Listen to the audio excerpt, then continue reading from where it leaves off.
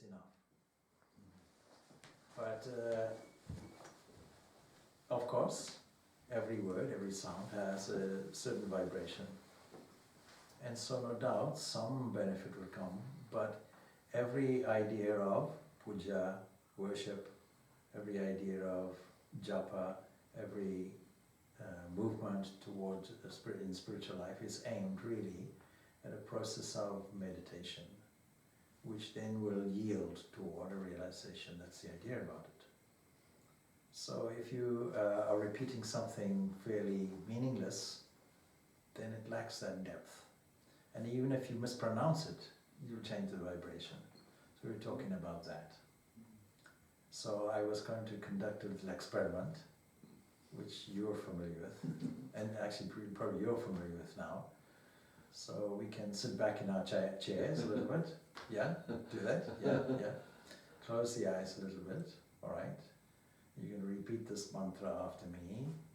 Ko, Ko, ka, Ka, kola. Kola. Right. So what did you get from that? Now, it's not just a random thing I'm giving you. This experiment has actually been done. That people who repeat Coca-Cola in a rhythmic way, the mind becomes calmer and so on and so forth.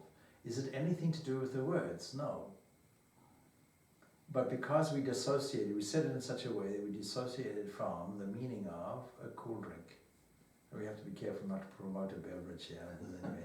But nothing to do with a specific cold drink.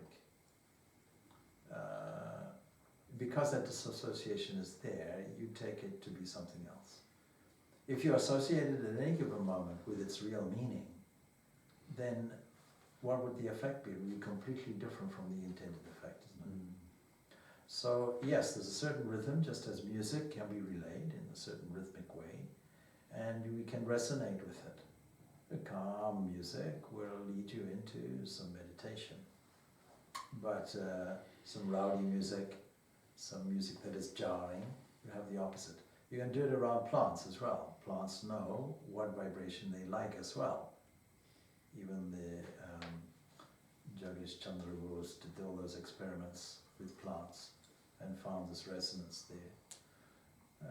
And Prince Charles does it, and so other people do it. So we can find out that a plant responds well to all of these things. That means a plant is a living organism. We take that for granted. So the master, Sri Ramakrishna, couldn't even bear to walk on grass. He felt the pain of the grass. He felt the grass screaming, as it were, very sensitive to that. So imagine if we had that element of sensitivity toward the whole cosmos, would we have a different attitude toward the environment? Would we value our environment much better? Would we stand more in awe and wonder and thankfulness for the whole cosmos? Would it not be a meditative, elevating experience? It would. So words have meaning, and it's important to understand the meaning. And we went through earlier, even this word Hari has this roots. The roots being that yellow or golden, and also butter. Not butter, stealing. And we related the two, stealing butter, and we came back to the events in the Bhagavatam where Sri Krishna there in his childhood is stealing butter. Butter, every product from the cow represents God's grace flowing. So God's grace flowing, just as milk is flowing, just by a rudimentary process, putting grass in one end, getting milk out the other. All in our favor. What a loving thing. It represents grace and love and flowing things. Water itself represents something that flows as well. Water is also worshipped in this sense, seen as God's grace flowing. So every time we repeat this word Hari, then we should at least bear in mind, what does it mean?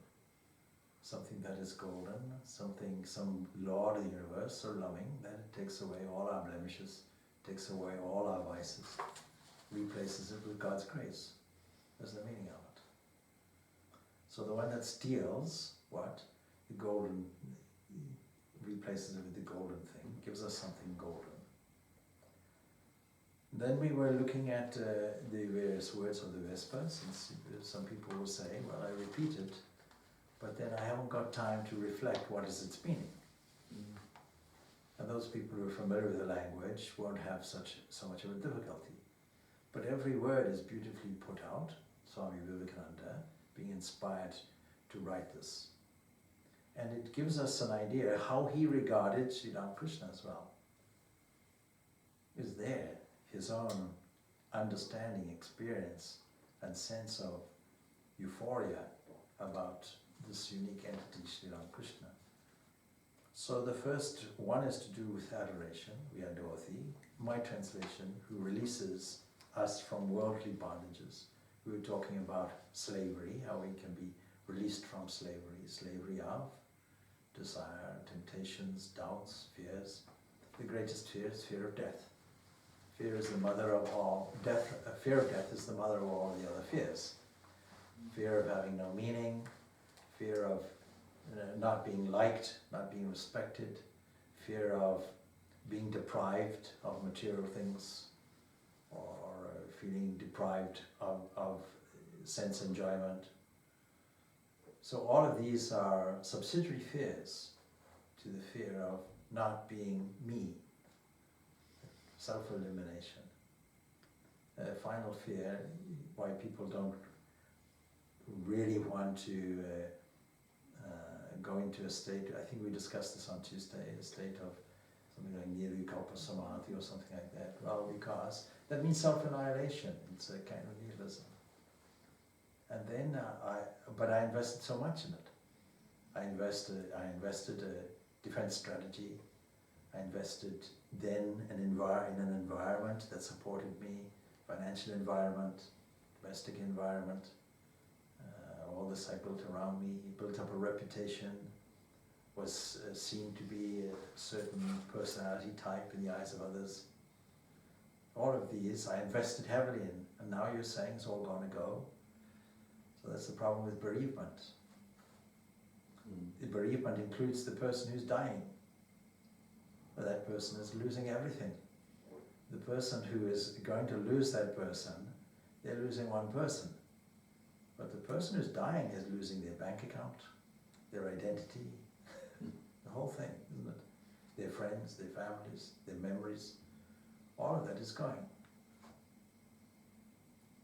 And there's a great fear. Until there's a resignation, let it be. At that point a person can release.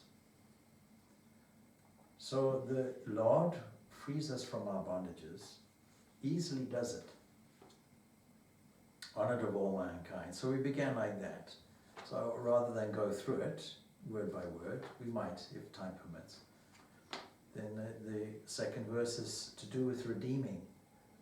And we mentioned how we say the jewel of all the worlds, and we discussed the Buddhist mantra that is repeated, sometimes meaninglessly.